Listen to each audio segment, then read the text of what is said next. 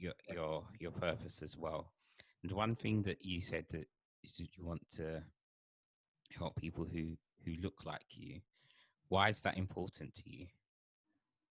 It's important to me because when I was growing up, I didn't see anybody else that had type 1 diabetes that looked like me. Yeah. You know what I mean? And that is just And just so, and as a black man, facts. you mean? Yeah, yeah, yeah. Yeah, Cool. absolutely. As a black man, as a black child, back then, I didn't see anybody that looked like me that had type 1 diabetes. Um, and so for me, now it's about raising that, you know what I mean, letting those people know. I had a call from one of my mom's friends, and she told me that her son was just diagnosed with type 1 diabetes. Mm, And he's literally the same age I was. mm, And so I spoke and I hope my mom's friend doesn't get mad at me for saying this, but I spoke with her on the phone for maybe like an hour, and we were just talking about different things, and it just really re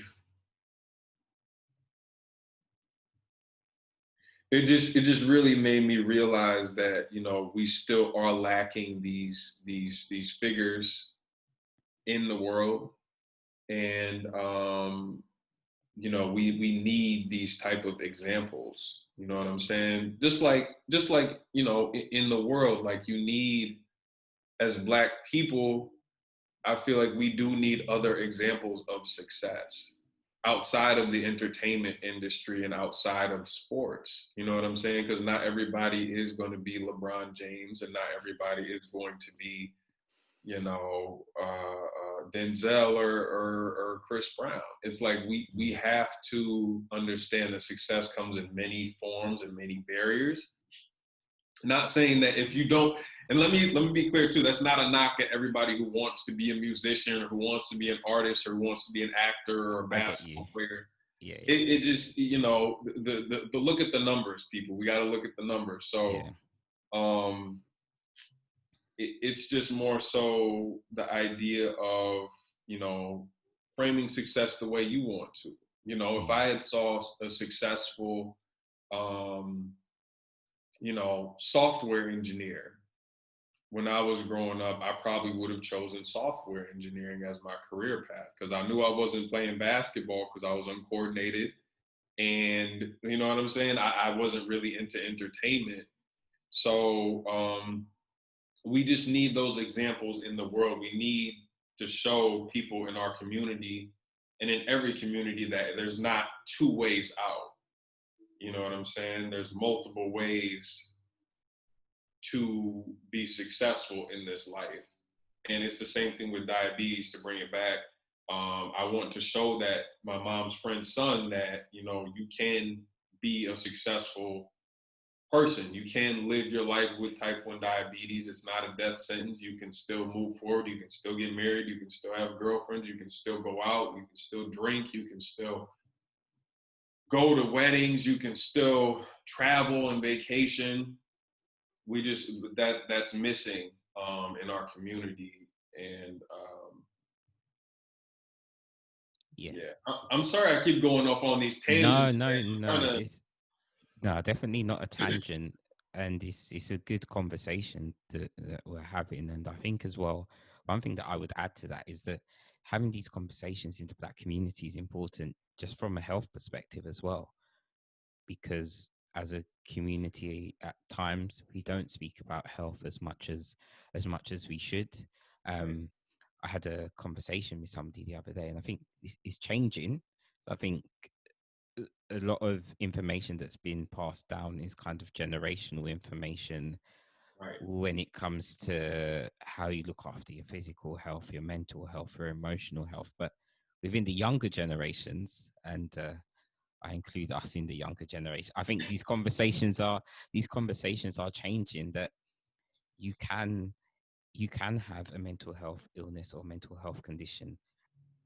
That's okay, and it's okay to go and speak to a professional to get help, as you would with the physical health. It doesn't make you any less of a individual if you do get help. And I think you're so right when you talk about these conversations that just need to take place within our own within the community.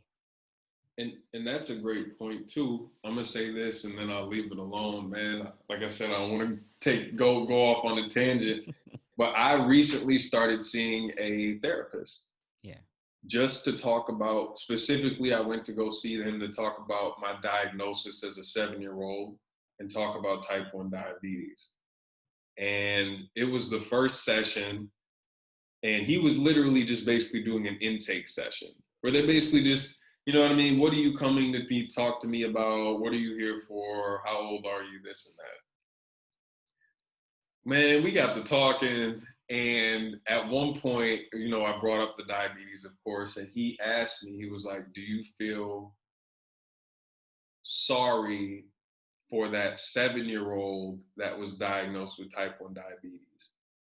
And no one had ever framed the question to me that way. No one had ever um, asked me that before in my life, and it just broke me down to a molecule. You know what I mean? Like it really hit home because I thought about it, and the answer was yeah. Like I felt sorry for so many years for that 7-year-old that was diagnosed with this disability. Um, I felt like his potential was ripped from him.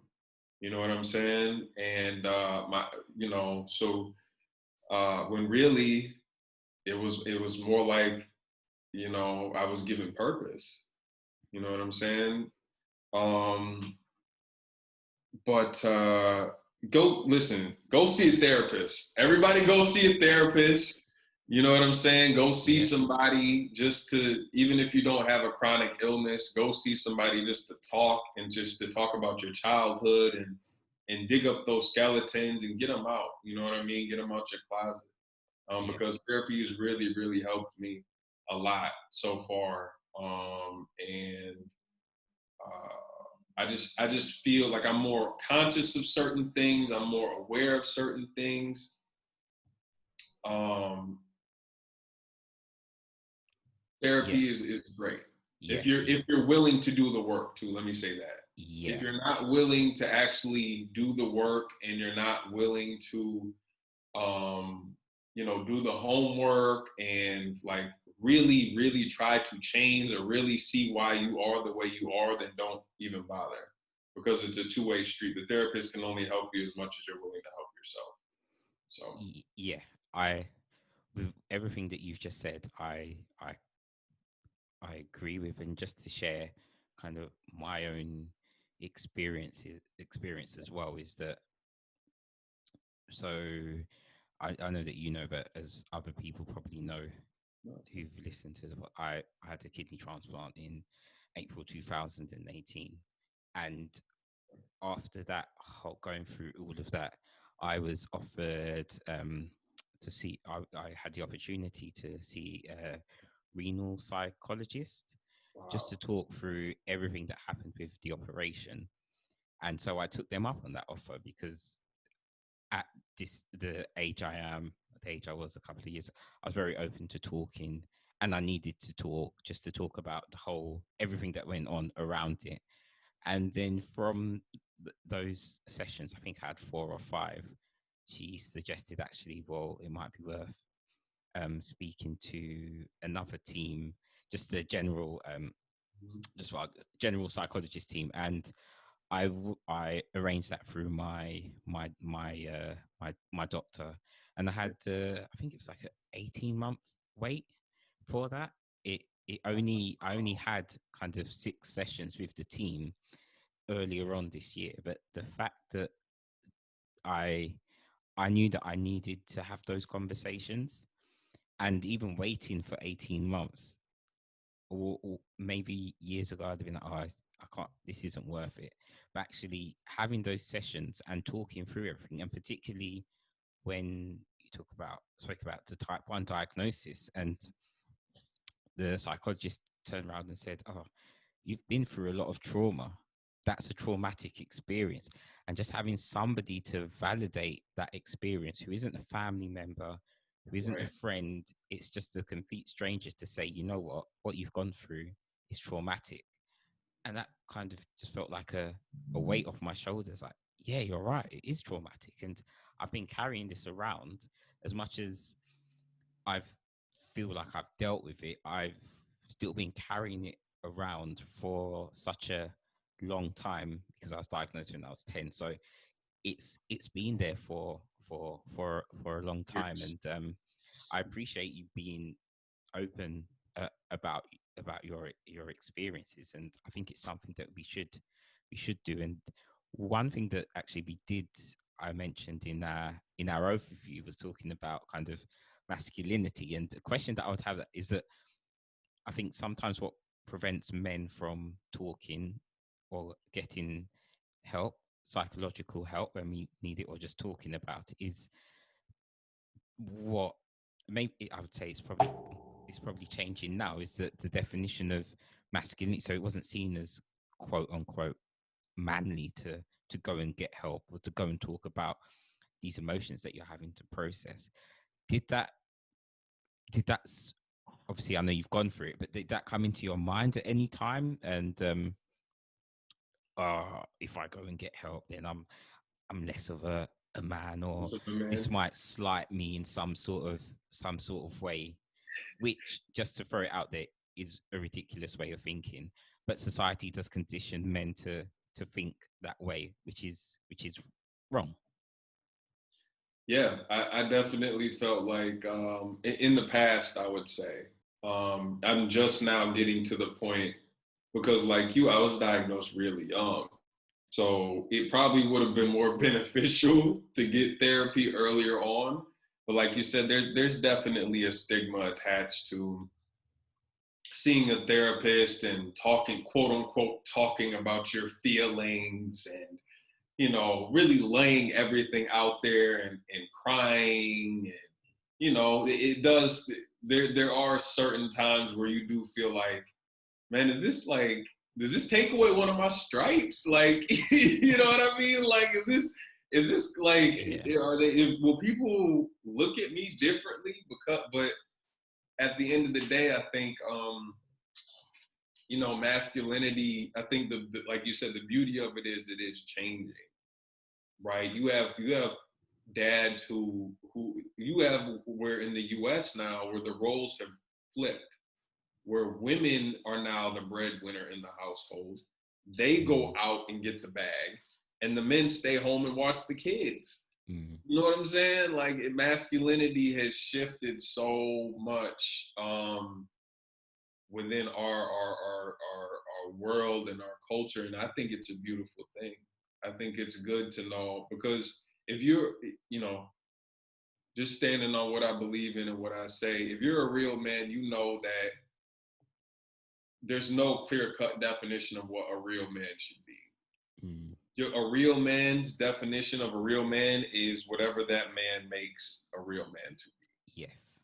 You know what I'm saying? Yeah, yeah, That's yeah, yeah, yeah. I get you. ultimately what I've learned over the couple of years being an adult in different things. Now, there are universal aspects to masculinity and being a man, like taking care of your responsibilities, and just being a stand-up individual.